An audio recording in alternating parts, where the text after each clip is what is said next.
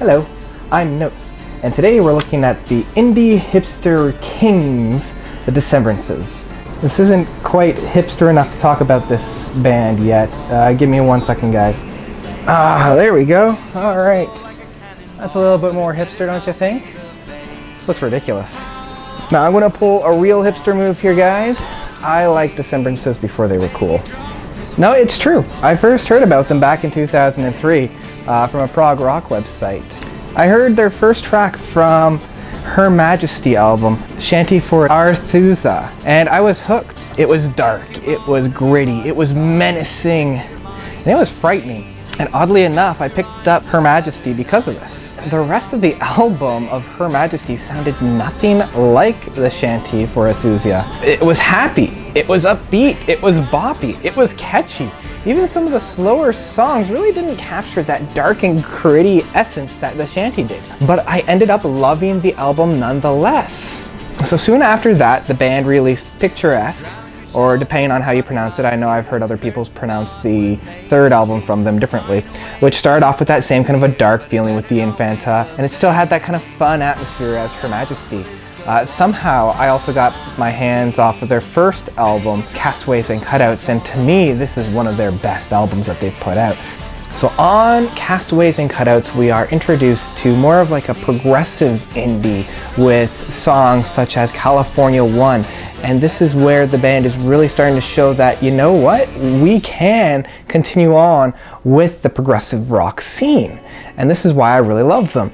Later on in their career, they put out The Train, an 18-minute epic, something that we haven't seen from more of a indie, mainstream, alternative kind of a group for a very long time. Then they put out Picturesque with another longer song with the Miner's Revenge song, coming into that 8-minute mark. And then after that we get The Crane Wife, and this is a perfect example of how newer bands, more mainstream bands, using that term loosely here, but more mainstream bands that are pushing the envelope. We've got songs like The Island, we've got The Crane Wife Part 1, 2, and 3 making up another very long song. And the follow-up to The Crane Wife, we have The Hazards of Love, a 50-minute piece of music. That alone is just brilliant. Then we kind of come to The King is Dead, the album that they released a couple years ago, the one that just came out before this. They took a giant step back from the progressive rock. And then we come to their latest album, the one that I'm talking about today, What a Terrible World, What a Beautiful World. Unlike past albums where I felt like the band really took their time and realized what they wanted to say, this one's a little bit different. This one doesn't quite have that same feeling for me. And this is even coming off of the album The King is Dead, which really, even though I enjoyed it, didn't quite hit me as all the other ones. Each of the albums were progressing and progressing and progressing.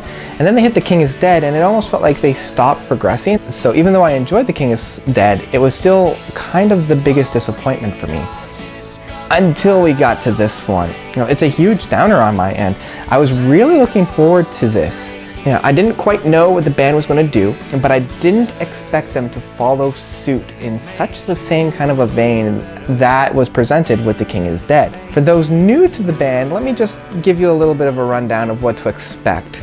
I think a singer, songwriter, acoustic guitar frontman with an indie folk tendencies. I always kind of found it ironic with the frontman, Colin Malloy, always playing the acoustic guitar, but always being drowned out by the other instruments, especially with albums such as The Crane Wife, where you've got these really elaborate sounds going on with the Hammond organ, which I love so very much, and you've got it drowned out with the upright bass and the accordions and the violins, but you can never really piece out where that acoustic guitar is, and this is especially true for their live album that they put out. Here's this front and center man, and you can't even hear what he's playing. So like Castaways and Cutouts, their first album, some of the slower songs on this album are actually quite well done. It's said that it's easier to write a slower song than it is to write a faster song, and I will agree, it's a lot easier to write those notes when it's farther spaced apart. There's a lot less to work with. But I will argue that it is much harder to write a brilliant slow song than it is to write a brilliant fast song.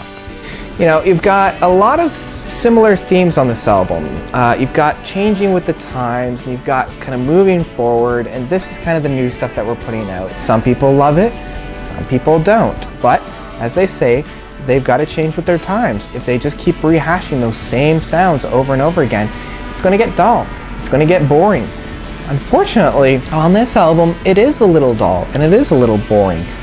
My biggest criticism of this album is that it kind of overstays its welcome, and it is a little bit longer than it needs to be. Unlike past albums where you've got those really nice hooks, those really nice moments where you keep looking forward to, you keep turning back to.